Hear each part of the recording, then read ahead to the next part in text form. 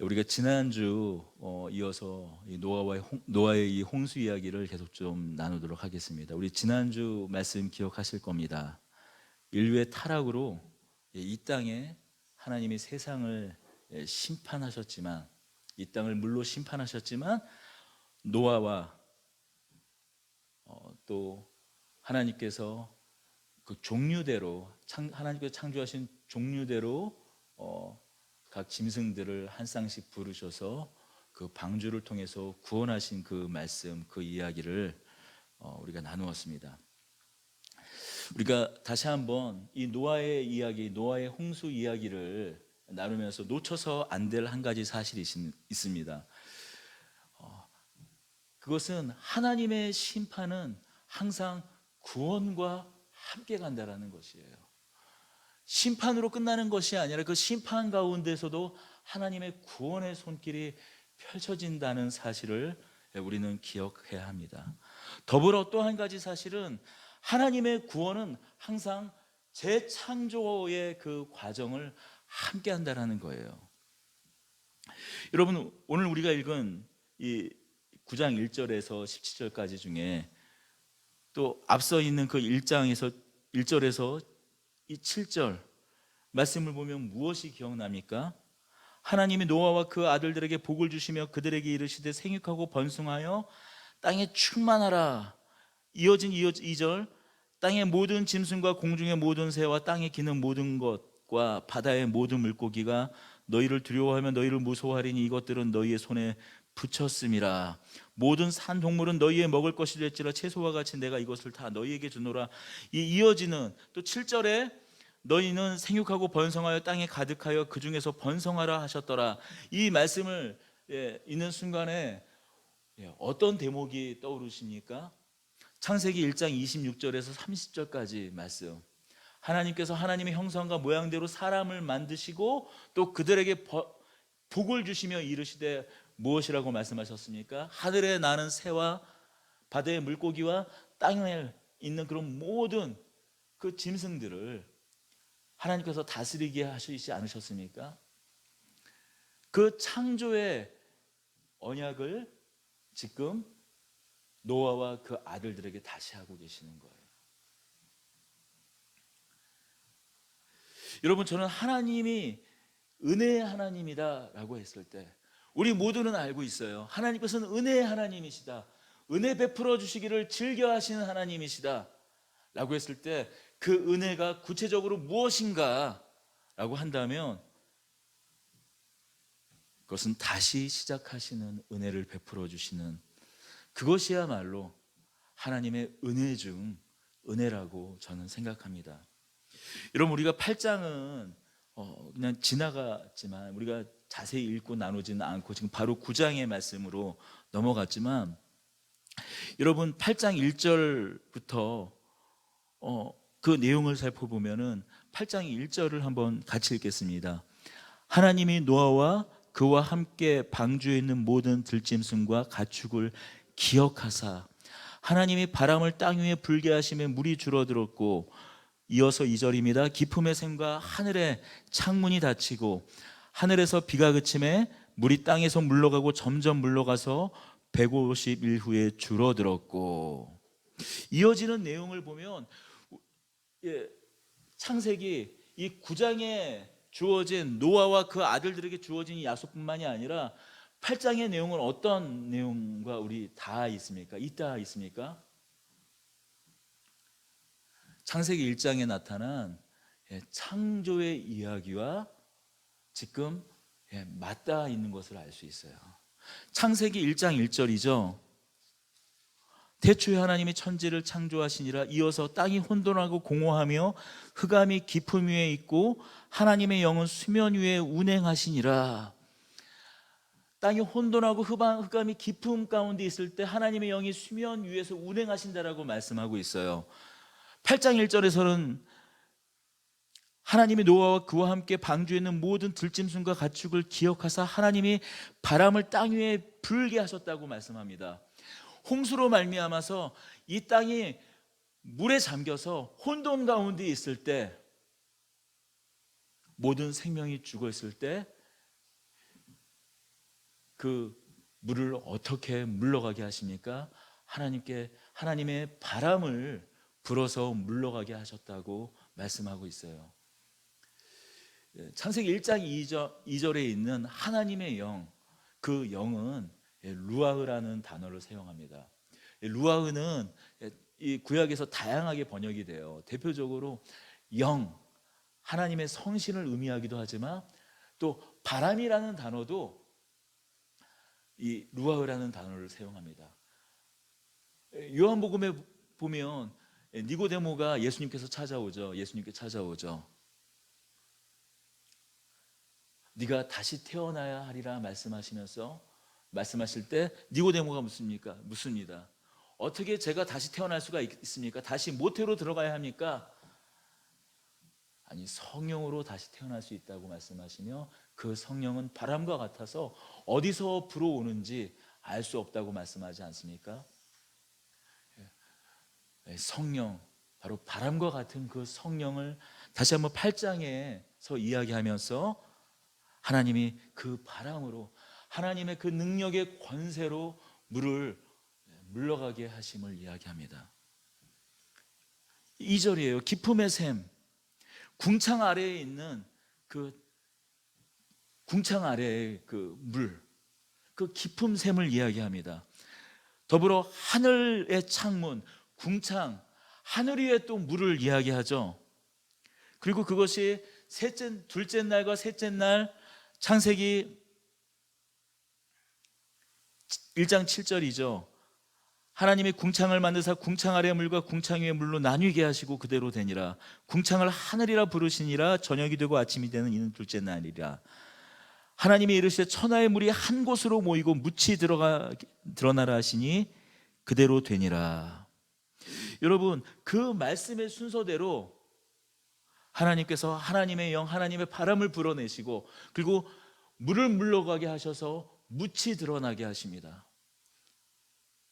그리고 하나님께서 넷째 날 세상을 창조하시고 묻이 드러나게 하신 후에 하나님께서 이 하늘에 나는 것을 처음에 창조하셨다고 말씀하셨듯이 지금 7절 이후에 까마귀를 내놓음에 까마귀가 물이 땅에서 마르기까지 날아 왕래하였더라. 또 이어서 비둘기를 내놓아 땅이 말랐는지 확인시키고 있어요.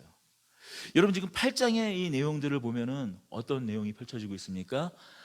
창조하셨을 때의 순서 그대로 방주에서 노아와 함께한 그런 모든 종류의 생물들을 구원하신 이후에 다시 그 창조의 모습 그대로 지금 땅이 마르고 새를 날려보내는 그 모습까지 똑같은 순서를 되풀이하고 계시는 거예요. 이 사실이 무엇을 말해주고 있는 것입니까? 창세기 1장의 창조는 무에서 유의 창조였다면 지금 이 창세기 8장에 하나님께서 지금 물을 물러가게 하시는 이런 모든 모습은 창조를 다시 되풀이하는, 앞서서 이 창세기 1장의 창조는 무에서 유의 창조였다면 지금은 다시 세상을 새롭게 하시는 재창조인 것을 보여주고 있는 것이에요.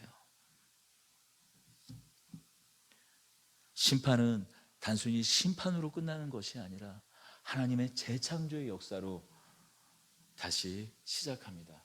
그러니 우리는 언젠가 예수 그리스도께서 이 땅에 다시 오실 때 그날은 틀림없이 심판의 날이기도 하지만 또 어떤 날이기도 한 것입니까? 하나님께서 세상을 새롭게 하시는 재창조의 날이에요. 이전과는 비교할 수도 없는 영광의 모습으로 새롭게 하시는, 하늘과 땅을 풀어 새롭게 하시는 재창조의 날이긴 하신 것이죠. 더불어 그날은 다만 심판의 날뿐만이 아니라 영광과 구원의 소망이 있는 구원의 날, 완전히 구원이 이루어지는 날이기도 한 것입니다.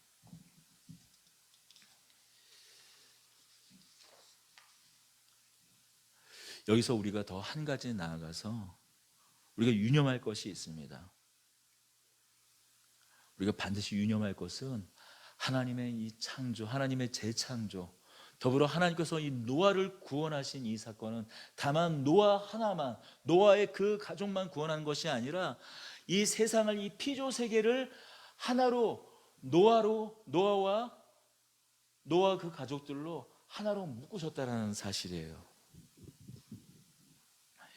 여러분, 세상이, 하나님의 아들들이 세상의 딸들을 범하면서 성적으로도 문란해지고, 지난주에 말씀드렸지만 이 성적으로 문란해졌다라는 이 한 가지 사실은 다만 성적으로 그냥 이 참담해진 그 문란한 상황 하나만 얘기하는 것이 아니라 그 지경에 이르기까지 했을 때에 사람들 사이에 그 인명, 생명을 경시하고 생명을 없이 여기고 쉽게 자신의 이익과 자신의 욕심에 따라서 사람을 쉽게 그냥 죽여버리는 정도로 그 타락한 그 인류의 현실에 대해서 말씀드렸습니다.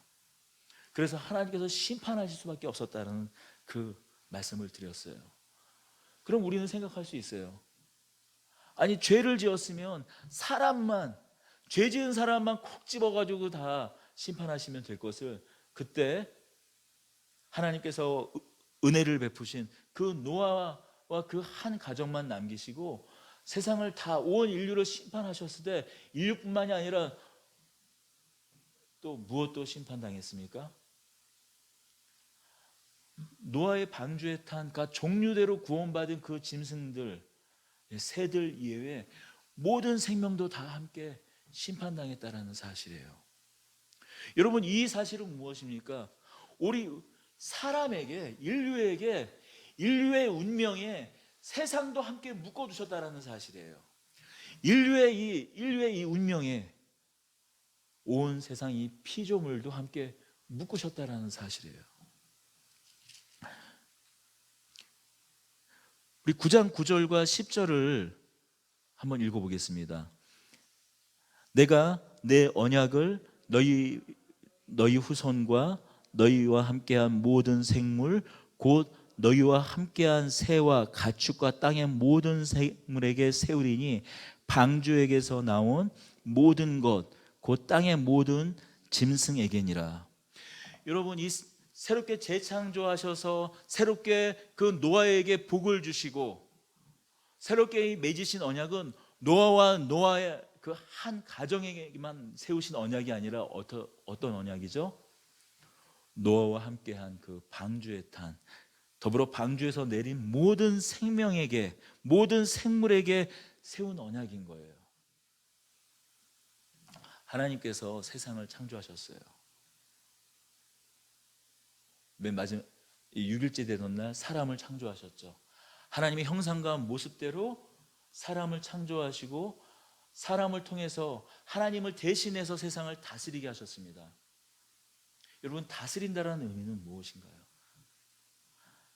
인류가, 사람이 세상을 잘 다스리면 세상에 하나님께서 우리에게 허락하신 안식이 찾아올 것입니다.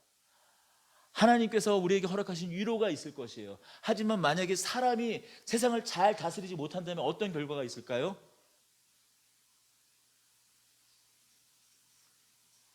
세상이 함께 깨어지는 것이죠.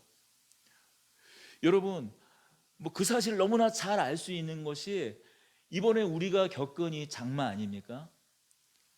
이 장마 기간이 56일이었대요. 56일.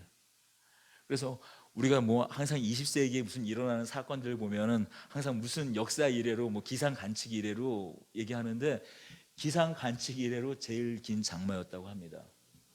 이런 그 기상 이변이 일어난 이유는 모든 과학자들이, 기상학자들이 한 목소리로 일치하는 견해가 이 기후 온난화 때문이에요. 지구의 온도가 올라가면서 시베리아, 우리가 또 영구 동토층을 비롯해서 북극, 그린랜드, 그런 이 북극 지방에 있는 온도가 올라가면서 보통 거기에 항상 일정하게 이 온도가 이 극지방의 온도가 낮아야지 적도 지방에 올라오는 고온 다습한 공기가 이 동아시아에 있는 중위도 지방 좀 올라와서 소멸이 되는데, 그 온도가 높아지면서 그 찬 기압대가 갑자기 거기에 계속 머무르는 게 아니라 이렇게 뭐라고 그러죠? 그 제트 기류를 이렇게 뚫고 내려온대요. 그래서 중위도 지방까지 이 상층부에는 그 이 찬 기운이 이렇게 머물면서 계속 이 고온 다습한 공기가 중위도 지방에 머물게 되는 것입니다. 그래서 이렇게 오랜 장마가 뭐 우리나라를 비롯해서 앞서는 중국, 일본에까지 계속 머물러 있게 되었다고 합니다. 더불어 이 동아시아 지방에는 이렇게 오랜 장마가 있었지만 지금 유럽 지방은 어떻습니까? 40도, 뭐 41도, 42도 폭염으로 지금 펄펄 끓고 있죠. 뭐 이런 기상 이변은 어제 오늘 일이 아닙니다. 또 며칠 전에는 어떤 일이 일어났습니까?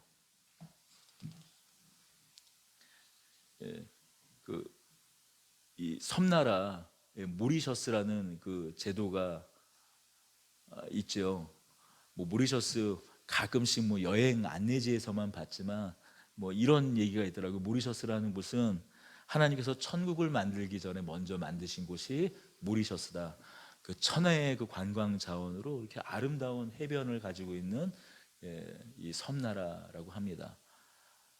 그런데 그 일본의 화물선이 그 모리셔스를 지나면서 좌초가 돼서 그 아름다운 해변이 기름으로 그냥 다 덮여버리고 말았습니다.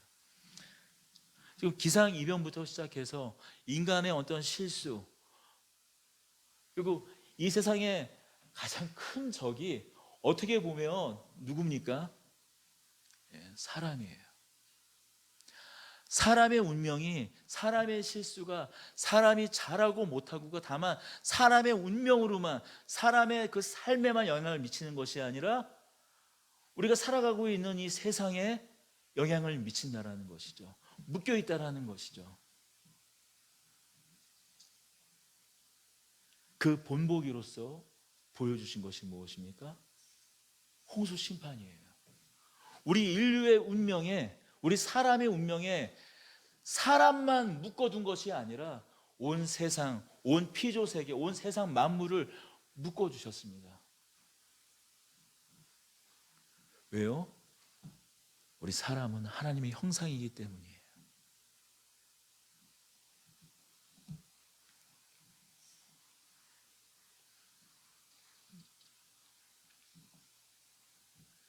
이것이 바로 하나님의 언약입니다. 여러분, 이 묶임, 노아도 그 가족에게 하나님께서 다시 한번 온 세상 만물을 묶으셨다면, 여러분 이 언약의 성격은, 이 언약은 또 어떻게 이어서 진행이 됩니까? 우리 그 아브라함과 하신 언약을 우리는 잘 기억하고 있어요. 아브라함과 맺은 언약은 무엇입니까? 이 창세기 12장 1절에서 3절까지 이렇게 말씀합니다. 여호와께서 아브라함에게 이르시되 너는 너의 고향과 친척과 아비집을 떠나 내가 내게 보여줄 땅으로 가라. 내가 너로 큰 민족을 이루고 내게 복을 주어 내 이름을 창대하게 하리니 너는 복이 될지라. 너를 축복하는 자에게는 내가 복을 내리고 너를 저주하는 자에게 내가 저주하리니 땅의 모든 족속이 너로 말미암아 복을 얻을 것이라. 노아와 세상 온 피조 만물을 엮으셨다며, 묶으셨다며, 더 구체적으로 노아를 통해서 이후에 그 후손 중에 하나인 택한 아브라함을 통해서는 누구를 묶고 계시죠? 세상 모든 민족을 같이 묶고 계세요. 노아를 통해서 노아에게 주신 복을 누구에게 흘려보내주고 계시는 것이죠? 아브라함을 통해서 아브라함에게 주신 복, 너는 복이 될지니 너는 복의 통로가 될 것이다. 너를 축복하는 자는 복을 받고 너를 저주하는 자는 저주를 받을 것이다. 땅의 모든 족속이 너로 말미암아 복을 얻을 것이니라. 아브라함의 운명에 누구를 묻고 계시니까? 세상 모든 민족을 묻고 계시는 거예요. 여러분, 이것이 약속의 성격이에요. 구원은 언제나 재창조, 하나님께서 새롭게 하시는 그 회복의 은혜가 함께합니다. 그러나 거기에는 다만 그 구원받은 한 사람뿐만이 아니라 온 세상을, 온 민족을, 세상 모든 환경을 거기 함께 묶으신다는 사실이에요. 여러분, 로마서 8장을 한번 가보겠습니다. 로마서 8장 19절에서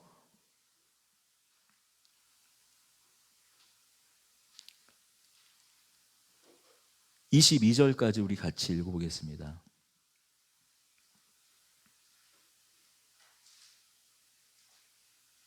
로마서 8장 19절에서 20절까지 같이 읽겠습니다. 21절까지 신약성경 250페이지입니다. 피조물이 고대하는 바는 하나님의 아들들이 나타나는 것이니 피조물이 허무한 데 굴복하는 것은 자기의 뜻이 아니요 오직 굴복하게 하시는 이로 말미암음이라. 그 바라는 것은 피조물도 썩어짐의 종노릇한 데서 해방되어 하나님의 자녀들의 영광의 자유에 이르는 것이라. 로마서 19절에선 이렇게 말씀합니다. 피조물이, 이 세상 생명들이, 온 세상 만물들이 고대하는 바가 있다고 말씀해요. 하나님의 아들들이 나타나서 피조물도 허무한데 세상의 썩어짐의 종노릇하는 데에서 구원받고 해방되어서 영광의 자유에 이르는 데까지 되기를 원한다고 말씀합니다.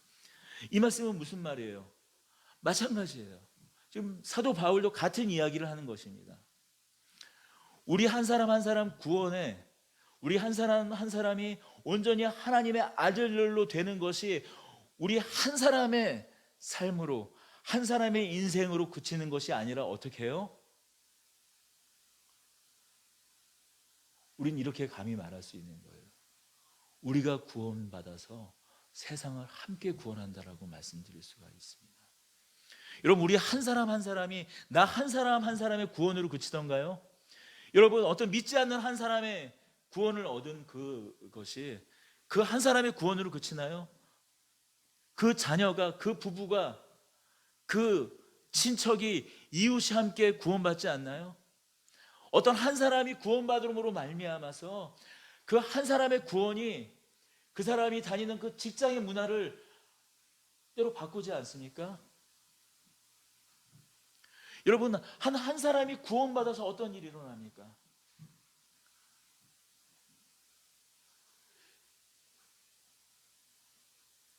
여러분, 제가 사실 저의 그 어떤 저를 오래 이렇게 같이 지켜보고 있는 분, 또 제 그 말씀을 너무 오랫동안 함께 제가 나누는 말씀을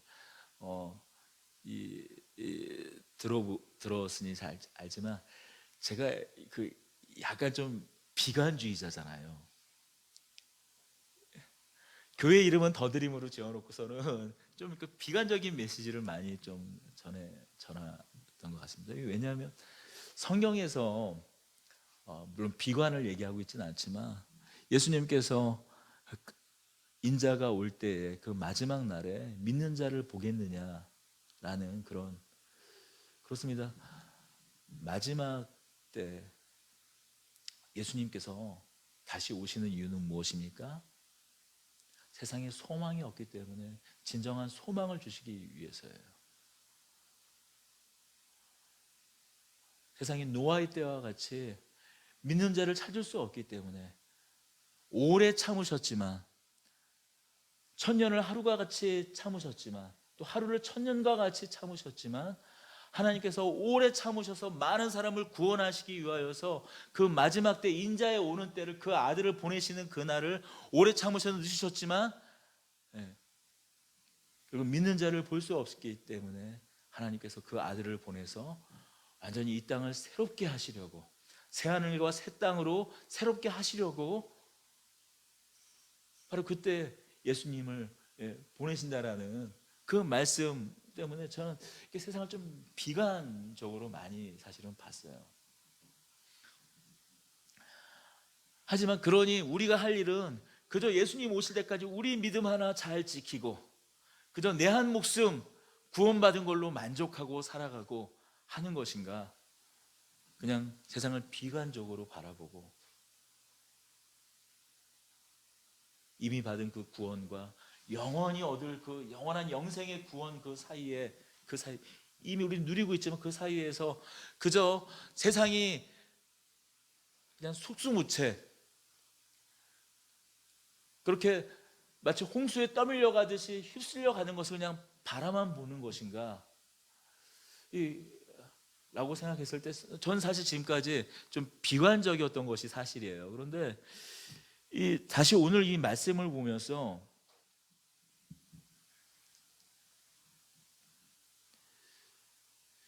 여러분 이 세상 창조하셨을 때 이 세상을 아담에게 세상을 묶으셨습니다. 하나님의 형상과 모양대로 창조하신 아담에게 세상을 묶으셨어요. 하나님께서 홍수 심판을 하시고 세상을 다시 누구에게 묶으시냐면 노아에게 묶으십니다. 노아와 그 아들에게만 언약을 허락하신 것이 아니라 그에게 세상을 묶으세요. 노아에게 세상을 묶으세요. 하지만 다시 돌아와 보십시오. 9장 2절입니다. 땅의 모든 짐승과 공중의 모든 새와 땅에 기는 모든 것과 바다의 모든 물고기가 너희를 두려워하여 너희를 무서워하리니 이것들은 너희 손에 붙였습니다. 하나님께서 노아와 그 아들들에게 복을 주셨어요. 그리고 땅의 모든 짐승과 모든 새를 다시 노아에게 붙이셨어요. 하지만 뭐라고 말씀하십니까? 공중의 모든 새와 땅에 기는 모든 것과 바다의 모든 물고기가 너희를 두려워하여. 하나님께서 처음 창조하신 세상 모든 피조 세계는 피조물들은 생명들은 하늘을 나는 새들은 땅을 기는 짐승들은 바다의 물고기들은 아담과 하와를 두려워하지 않았어요. 하지만 지금 이 노아에게 붙이신 이 생명들은 어떻습니까? 다시 재창조하셔서 노아에게 새롭게 붙였지만 그럼에도 불구하고 여전히 깨어진 세상으로 남아있다는 사실이에요. 모든 생물이 노아를 두려워해요. 그 아들들을 두려워해요. 이것은 노아와 그 아들들 뿐일까요? 노아와 그 아들들, 그 이후 그의 후손 모든 인류를 이 세상 피조물들은 두려워할 수밖에 없는 것이죠. 왜요? 하나님과의 관계가 깨어져 있기 때문에. 이전에 아담과 하와가 죄를 범하기 전에 가지고 있었던 온전한 그 공의로움, 참된 지식, 참된 지혜, 하나님의 영광을 온전히 비추는 그 다스림을 더 이상 할 수 없기 때문이에요. 노아의 아버지 라멕은 그의 아들의 이름을 노아로 짓습니다. 노아라는 이름은 안위하다라는 뜻입니다. 왜 안위하다라는 이름으로 노아의 이름을 지었을까요? 그 아들의 이름을 지었을까요? 아마도 노아의 아버지 라멕은 그 이전에 그 에녹이 그의 손주 에녹이 하나님과 동행하며 살다 죽음을 보지 않고 하나님께로 간 이후에 그 이후에 그 에녹의 신앙을 받아서 아마도 이 노아를 통해서 세상이 온전히 구원받기를 아마 소망하고 소원했을 것입니다. 그래서 노아를 통해서 세상이 구원 얻기를 소망하며 아마 안위하다. 그 안식이란 또한 의미도 가지고 있는 그 아들의 이름으로 노아의 이름을 지었습니다. 그러나 여러분, 비록 그 노아가 하나님께 순종함으로 말미암아 세상을 구원하는 통로가 되었지만 그는 온전한 구원의 통로였나요? 그러지 않았던 것 같아요. 여러분, 우리가 읽진 않았지만 18절 이후에는 어떤 일이 일어납니까? 노아가 다시 농사를 시작하였을 때 포도나무를 심고 그 포도나무를 수확한 후에 그 포도나무 열매로 술을 만들고 취했을 때 그가 다 벌거벗고 누운 걸 그 아들 함이 보고 결국 그의 아들 가나안이 저주를 받는 일이 일어나지 않습니까? 노아를 통한 구원은 비록 구원이었지만 온전하지 않았던 거예요. 여전히 이 땅 가운데 저주가 이 땅 가운데 다시 노아를 통해서 또한 노아야 그 아들을 통해서 이 땅에 저주가 스며들어오는 것이죠. 여러분, 진정한 구원은, 진정한 영원한 구원은 그 안에 저주가 아닌 영원한 축복이 머물러 있는 것입니다. 여러분, 그 영원한 축복이 누구로 말미암아 성취가 되었습니까? 누구로 말미암아 우리에게 영원한 안식이 우리에게 허락이 되었습니까? 예수 그리스도로 말미암아 우리에게 영원한 안위, 영원한 안식이 허락된 것입니다. 여러분, 노아로 말미암은 그 약속에는 여전히 두려움과 여전히 깨어짐이 있었지만 예수 그리스도로 말미암은 구원에는 그 안엔 두려움이 없습니다. 그 안에는 영원한 안식이 머물러 있는 것이에요.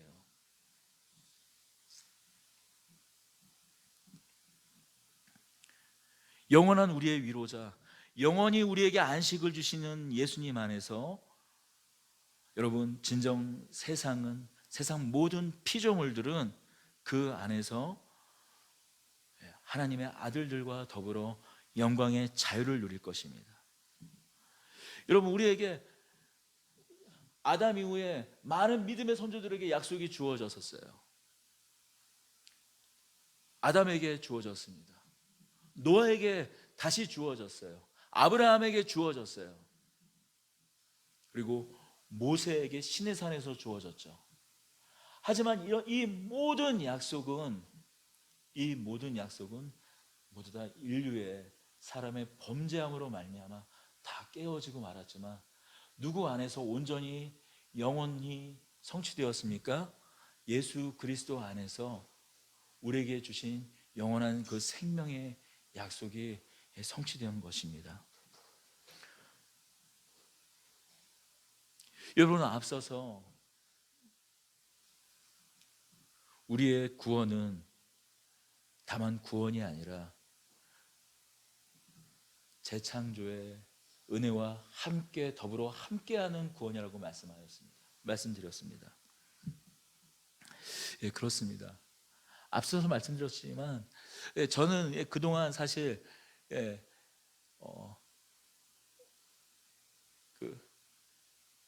이 세상을 우리의 구원을 바라봤을 때 말로는 그 전인적인 구원, 내 삶의 구원을 벗어나서 넘어서서 내 전 이 삶 더불어 나와 함께하는 그런 모든 그런 이 주변의 구원을 함께 이야기했지만 사실 그 온전히 그것을 뭐 제대로 제가 온전히 누리지도 때로는 믿지도 못했던 것 같아요.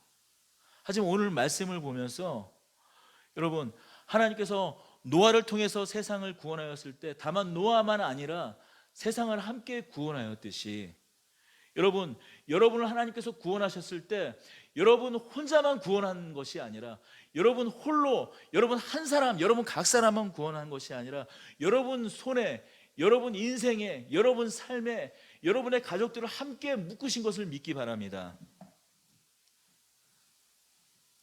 노아에게 이 세상을 묶으셨듯이 여러분을 묶으신 것을 믿기 바라요.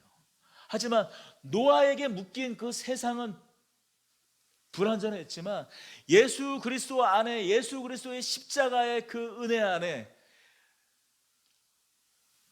완전한 구원의 방주 되신 예수 그리스도 안에 묶인 우리의 인생은 두려움이 아닌 그 안에 참된 기쁨과 소망이 있으심을 여러분 믿기 원합니다. 여러분, 그러기에 예수 그리스도 안에 묶인 우리의 무게는 세상의 무게와 같은 것입니다. 여러분, 노아의 한 사람, 노아와 그 가족에 온 세상을 묶지 않으셨습니까? 하나님께서 온 세상 피조 만물을 묶으셨어요.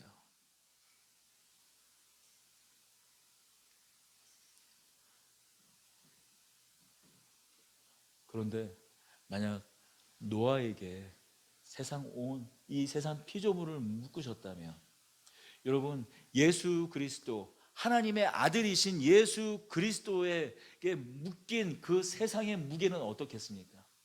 더불어 예수 그리스도로 말미암아서 예수 그리스도로 인하여서 예수 그리스도의 그 십자가의 은혜 아래 묶인 우리에게 또 묶인 세상의 무게는 어떻겠습니까? 여러분, 우리가 이렇게 습관적으로 얘기해요. 천하보다 귀한 영혼이라고 얘기하지 않습니까? 왜 우리 한 사람 한 사람 영혼이 천하보다 귀할까요? 여러분 인생 한 사람 한 사람의 그 인생의 무게에 세상이 묶였기 때문이에요. 예수 그리스도를 통해서 여러분을 묶으시고 여러분의 인생에 또 세상을 묶었기에 여러분 한 사람 한 사람의 무게가 이 세상의 무게를 넘어서는 무게, 가치를 갖고 있다는 것이에요. 여러분 한 사람 한 사람의 그 무게를 감당하기 위해서 다른 누가 아닌 하나님께서 아들 하나님, 성자 하나님, 예수 그리스도를 이 땅 가운데 보내신 것입니다.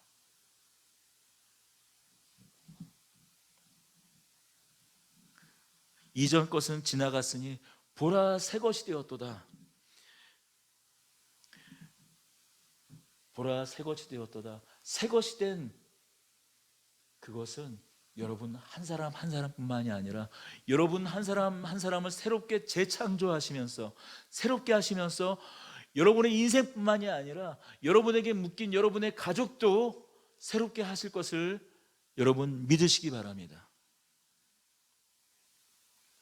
여러분뿐만이 아니라 여러분의 삶, 여러분의 가족, 여러분에게 붙인 그 모든 것들을, 그 직장을, 여러분이 만나는 그런 모든 사람들을 함께 여러분을 통해서 새롭게 하실 걸 믿으시기 바랍니다. 새롭게 재창조하실 것이란 그 사실을 여러분 믿으시기 바랍니다. 여기에 우리의 소망이 있는 것입니다.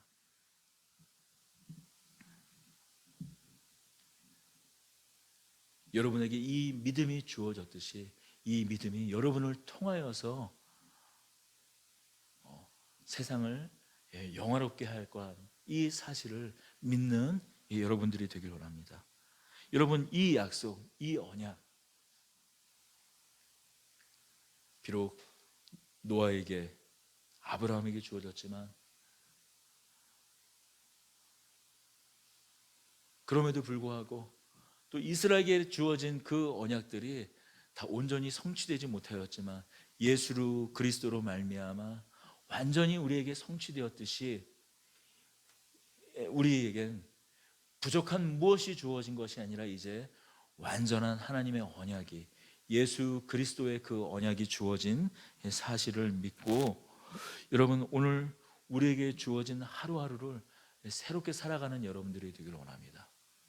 비록 세상이 비관적으로 보이고 여전히 세상이 깨어진 것처럼 보이고 여러분 여전히 세상이 비참한 것처럼 보이지만 그럼에도 불구하고 여러분 우리를 통하여서 구원받은 우리가 있는 한 여러분 우리를 통해서 세상이 바뀔 것을, 여러분의 삶이 바뀔 것을, 여러분 주위에 있는 피조 세계가 바뀔 것을 믿는 여러분들이 되길 원합니다.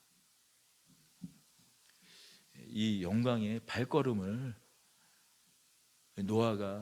노아의 방주에 나오며 내딛었듯이 오늘 이후로 새롭게 여러분이 발걸음이 새롭게 내딛어지는 저와 여러분들이 되기를 소원합니다. 축원합니다. 기도하겠습니다. 은혜와 사랑의 하나님 아버지, 여러분 세상은 여전히 그대로인 것 같습니다. 아무것도 변하지 않는 것 같습니다. 그러나 우리는 또 알고 있습니다. 믿음을 가진 사람들로 말미암아 더 완악했던 세상이 조금씩 조금씩 변해서 하나님의 형상을 닮은 사람들로 말미암아 세상이 하나님의 원하시는 그 뜻이 또 펼쳐지고 있는 그 사실도 믿습니다. 주님, 오늘 우리의 마음을 새롭게 하여 주시옵소서. 새로운 각오로, 새로운 소망으로 붙들어 주셔서 하나님, 우리의 인내함으로, 우리의 견딤으로, 또 우리를 은혜 가운데 붙드셔서 하나님, 우리로 말미암아 세상이 두려움이 아니라 하나님의 영광을 함께 누리는 그 기쁨을 누리는 우리 주위의 세상이 될 수 있도록 주님 은혜 베풀어 주시옵소서. 우리 주 예수 그리스도의 이름으로 기도드리옵나이다.